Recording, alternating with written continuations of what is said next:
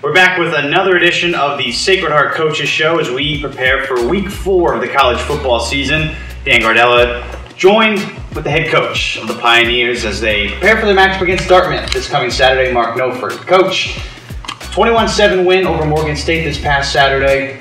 What did you like from what you saw from your team on Saturday? Well, first, I like the way they bounced back, coming off a loss versus Bryant, where I don't think we played our best football.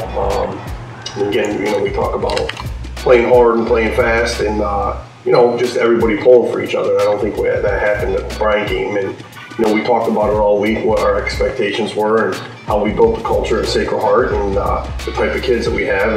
And they showed me on Saturday, that we still have that demeanor and the culture that we've created, 9-10 years ago. And I'm very happy by the way they responded. I'm happy about, I know we came out a little flat in the first quarter, but we went right back down the field to tie the game. And then I think that play right before the half with Rob Denota finding a way to get in the end zone really swung the momentum in our way. Well, let's talk about that touchdown right before the half. Denota gets in the end zone with 1 second left. You guys were managing your timeouts. You were marching down the field. Walk us through what goes on the sideline as you're running, in a way, a drill to kind of score and reach the end zone before half. We had told Marquez that we had one shot at it. He didn't have time to dance around or scramble. It was, catch and throw.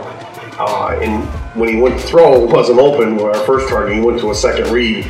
Saw Rob, made a great play, and Rob found the end zone. He was hit, bounced off one guy, and then broke a tackle and laid out and got across the end zone line, and it was huge for us. I mean, that was huge because if he got stopped at the 1.5 yard line, there were no timeouts left, and we weren't going to get any points going in at half. So, I credit Marquez for making the throw and for Rob finding a way to get it in the end zone, and that's what we talk about. Some of your players called your loss at Bryant a wake-up call.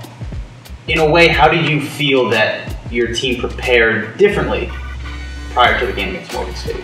I didn't really say this to the team where we didn't talk about it. I don't think there's a such thing as a good loss or a wake-up call, but I think the kids understand what was on the line. And my biggest concern was the Bryant losses that we didn't play like we could play.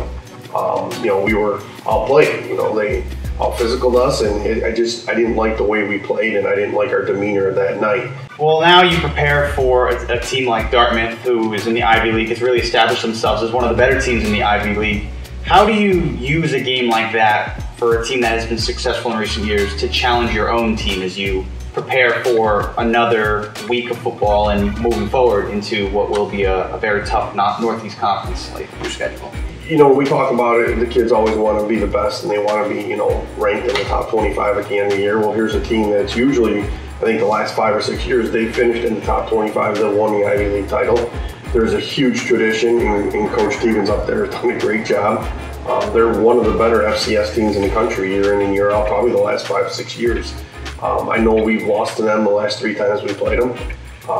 They're always at the top of the Patriot League, and we're going on the road, and it's an opportunity for us to compete against probably one of the better Ivy League teams, a top 25 FCS team, and find out what we're made of. We all talk about wanting to play the best. Well, here's an opportunity to do that. Now we have to put our best foot forward and play our best brand of football Saturday afternoon at Dartmouth. So it's a challenge. Yeah, we have a couple questions for Ask Coach Schnoke, which go on Twitter every week. If you want to submit your questions, submit them over social media, specifically Twitter. We want to start with the defense. Now, we only allowed 7 points to Morgan State. They've been very impressive through the first 3 weeks of the year. What are your takeaways from that side of the ball so far? Like I said after the game, if you told me we're only going to give up 7 points per game, for my defense, I'll take that any day of the week. But I think they're doing a great job. Like I said, part of playing defense is an attitude. It's a mindset. Very aggressive guys that run to the ball. It's important to them. And they've done a great job for 3 weeks. I think we had 1 bad quarter in 3 games so far, and I like the way they responded and the way they played the other day. And again, I'm very happy with the way we're playing. Another question that was submitted was that without Julius Chestnut, a lot of guys have stepped up in his absence offensively. Malik Grant in the backfield leading you guys, but also your receiving corps. Kenny Womack, Troy Holland was back, as well as Rob Denota. How impressed have you been with their efforts collectively stepping up while Chestnut? Well, I'm extremely happy for Malik Grant. He's a good football player. He's been getting better each year. He's a junior now. I know a lot of people didn't see much of him or hear much about him because he backed up Julius, but we asked him and put him, in the starting role and take a bigger load, and he's done that. And I couldn't be happier for him. He's a great kid. He works hard. He's a tough kid. He's exactly what we're looking for when we recruit kids, and I think he's done exactly what we want him to do and probably then some. Rob Denona played a game and a half the other day. We talked about the other day his toughness, his grit. He had a couple third down catches, and that touchdown right before half was huge and gave us the momentum. So I do like some of those guys that are stepping up. I thought Marquez McRae played a great game the other day, both throwing the ball, running the ball, and making the checks at the line of scrimmage. So he's played a great game this past week and stepped up his game as well. And listen, the team knows, if we want to win each week, not just an NEC championship, but each week, win in, year out, and be competitive and have a winning record, more guys need to step up than just one or two, and that's what we look for each week. If you want to submit your questions and join in the conversation, be sure to submit them every week on Twitter for the Ask Coach Nof section. The Pioneers will continue their schedule on the road against Dartmouth this Saturday at 1 o'clock. Coach, thanks so much for joining me. Thanks for having me. Welcome back to episode number 4 of the Sacred Heart Coaches Show. Now I'm joined by the head coach of the Sacred Heart women's rugby team, Michelle Reed. Coach, thanks so much for joining me. Thank you for having me. Appreciate it. So you're 2 games into your season this fall. What do you like so far, and what have you seen from your team so far that's impressed you? What I've seen is that we've picked up really honing in on defense. So defense isn't always fun to play. Everyone wants the ball and to run with it and score, and we've really emphasized defense. And so we've seen our tackling get better. We've seen our rucks get better, and we're really trying to work on maintaining possession. So I'm excited to see that. And then we've changed up our offense, and we've brought in a couple of really great student athletes for this year who are playing in main positions. I'm excited to see the chemistry from that. Now, obviously, rugby being a fall sport had the uniqueness of moving into the spring this past year. For you as a coach, what was the most unique part of having to juggle all that and then finally being able to play in the spring? The best part of it was we had this built up, hey, we want to play, we just want to play. And so we finally got to release that tension, that aggression, that want to be on the field. But it was interesting because spring is a shorter season.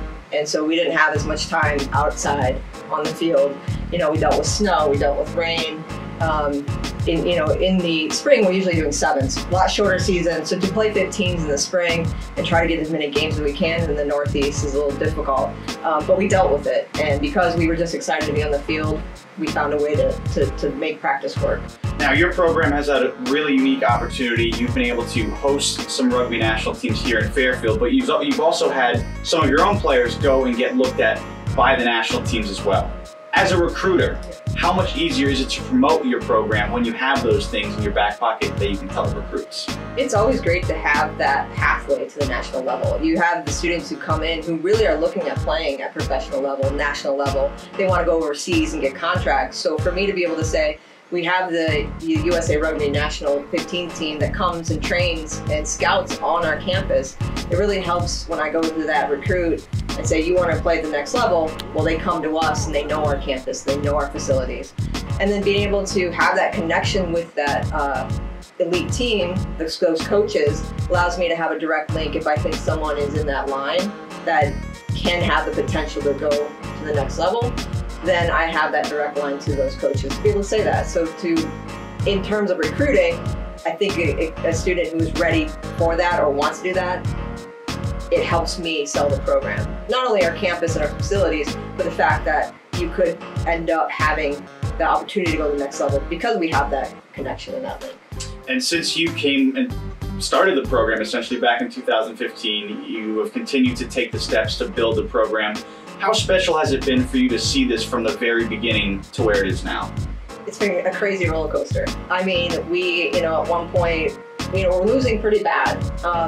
But to see the kids not stop playing, they continue to play even when we're losing. They continue to understand that we were building something, that it wasn't just that game, it was an overall, let's build this program, let's leave a legacy. And now we're in this next step of this building phase where we are at the top tier of our conference. So we went from, tier 2 playing in that level, and now this fall after COVID, we're playing the top teams in the nation. And so, we are excited to be there, and we also have, are realistic that we may not win every game, but if we can continue to build and get better, let's put us in a spot to be in the top 4 of that conference. And so it's just been really fun to watch that evolution and to build those relationships with those student athletes who come back afterwards and just proud of what we've done. Pioneers continue their fall season this Saturday over at Park Avenue Field. Coach Reed, thanks so much for joining me. Best of luck in the rest of your season. I appreciate it. Thank you.